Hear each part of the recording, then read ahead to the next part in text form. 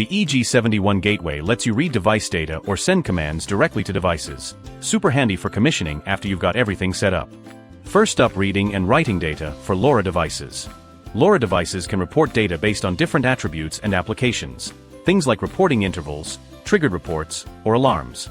Once you've added a device, you can just hit the right button in the device list to send payload commands and configure the LoRa device. For non-LoRa devices, click Object Count in the device list to get into the object list.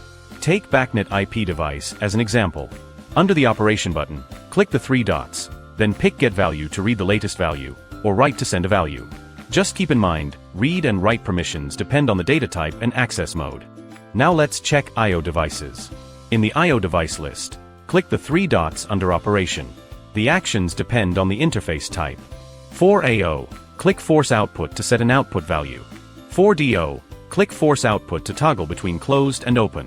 For UI, click Get Value to read instantly. And for DI count, click Reset to reset the counter.